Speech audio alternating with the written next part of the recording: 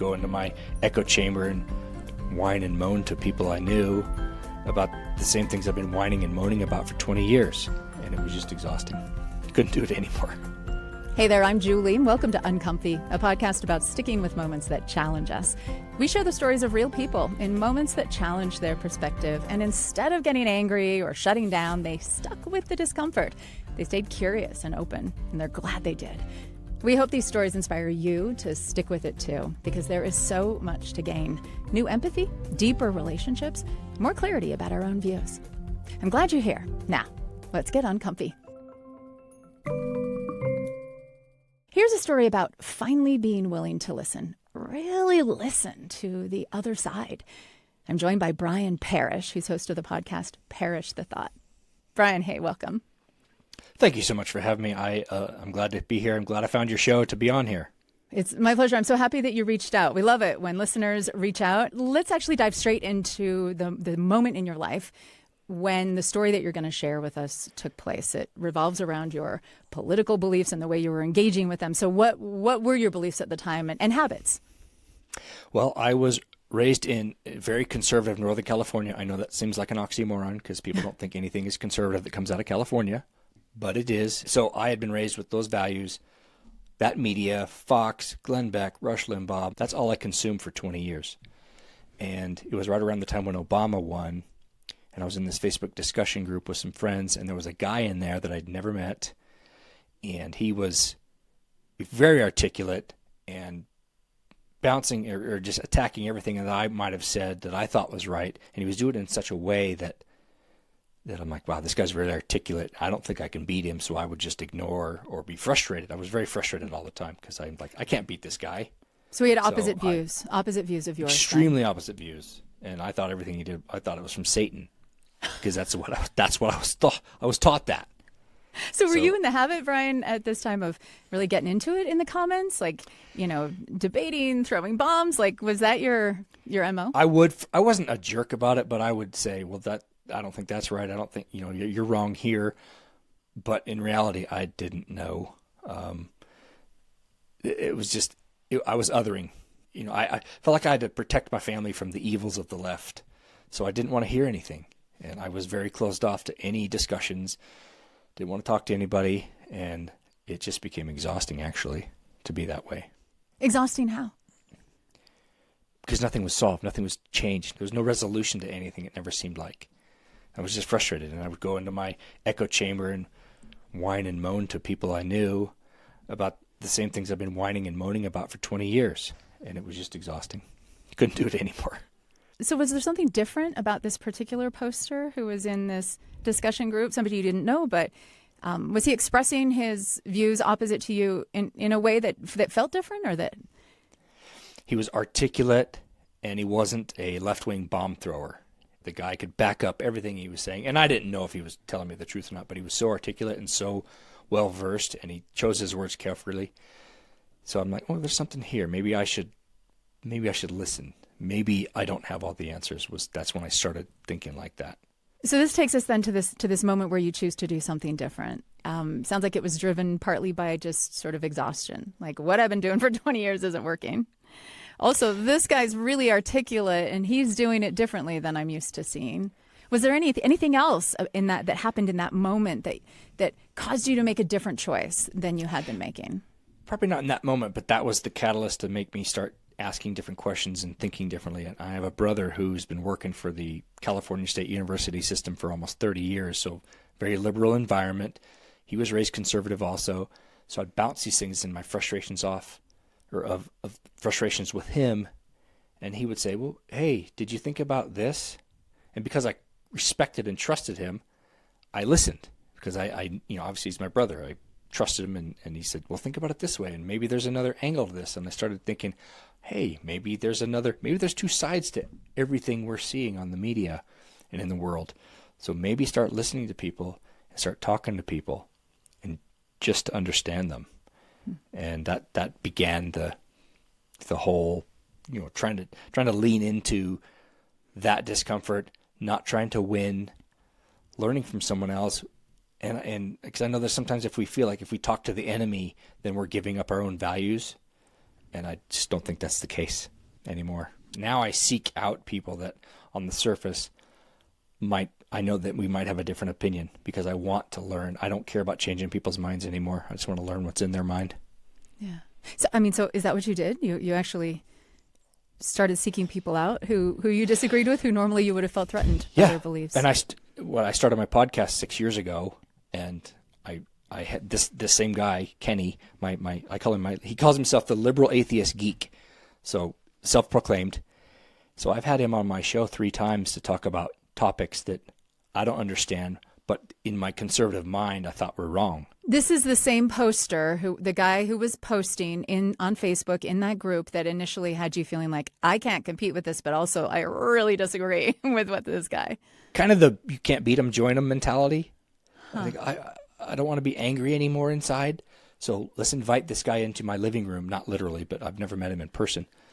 So bring him on and talk about all these, quote unquote leftist ideas, and let's find out what's really there for just the sake of understanding and finding out what it is and his perspective and the left's perspective, and try to educate some of my conservative people, I guess. And yourself? I mean, how did that feel for you going into that environment where you invited him into your podcast home and then sort of had to stay open in that exchange? Well, at the very least, I wasn't so angry at him because I got to meet him. See that he's a human. He's got experiences and things that have happened in his life that have led him to the conclusions that he has. It broke down some walls and some barriers that I was, the angst that you have when you're, I got to hang on to my, don't get inside my head and expose things. It was freeing. And a funny analogy that I use is in the movie The Grinch with Jim Carrey at the very end, where he's happy and his heart's growing and he starts crying and he says, I'm leaking, because he's so happy. That's how I can describe the position that I've had in the last 5 years, by not trying to win, just trying to understand. And I've been accused of being soft and you're just weak and you're lazy because you don't want to pick a side because we're at war. But I'm a lot happier, I think, than a lot of these people that are just frustrated all the time. And in the years since we've done that, he has actually reached out to me sometimes and is like, hey, what do the conservatives think about this? And I can, I always have my theories. And at one point he got frustrated. He's like, I'd like to do an interview with you.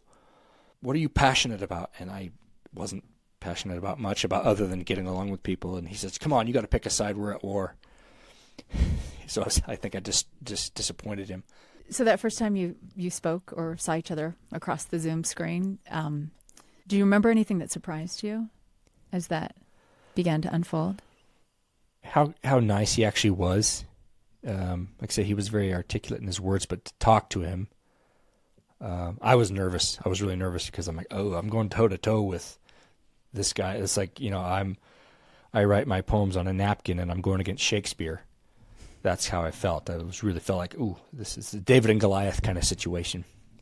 And started asking him questions and just letting him talk.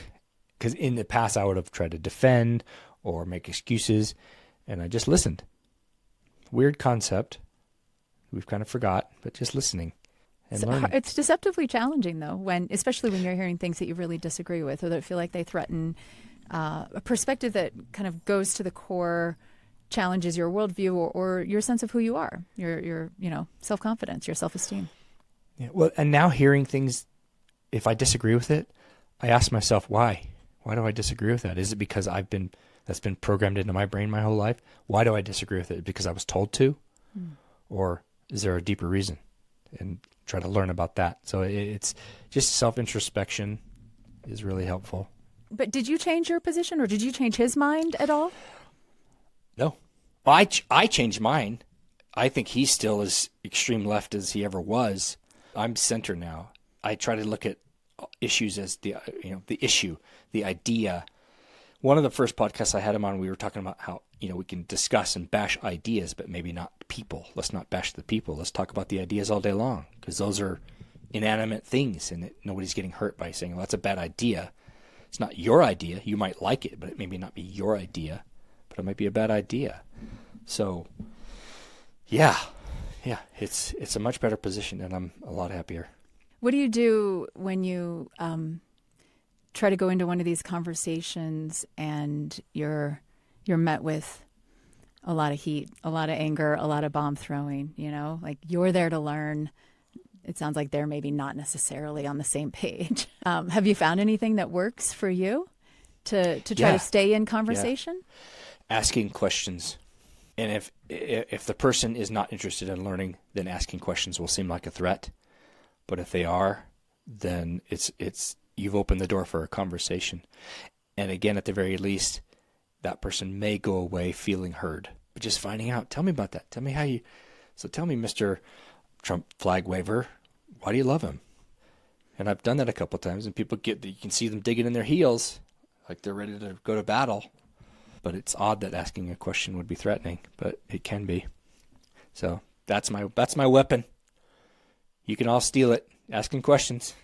Brian Parrish is the host of the podcast Parrish the Thought, and you can connect with him on Instagram at Parrish the Thought Podcast. Brian, thank you so much for sharing your story. I really appreciate it. You're so welcome. And thank you for getting uncomfy with us today. I'd love to hear about a stick with it moment you've had recently, maybe even with someone on social media, which granted is generally not the best place to try and have productive conversations about politics. But sometimes it can be a place to notice how people express themselves and connect with someone like Kenny, who seems like they'd be a good conversation partner, maybe offline or outside of the comment thread. Somebody who could help you see a different perspective a little more clearly. Tell me how you're getting uncomfy. Drop a line to uncomfy@byu.edu. And be sure to check out my other podcast, Top of Mind, where we explore tough topics in ways that can help us practice staying open and curious when facing challenging perspectives. You can find Top of Mind on Spotify, YouTube, or Apple Podcasts. It's a great companion to Uncomfy, so I'd love to have you add it to your queue. Uncomfy is a BYU radio podcast. Samuel Benson produces it, and the team includes Enrique Prado, James Hoops, and Sam Payne. Our theme music was composed by Kelsey Ney. I'm Julie Rose. Can't wait to get uncomfy with you again next week.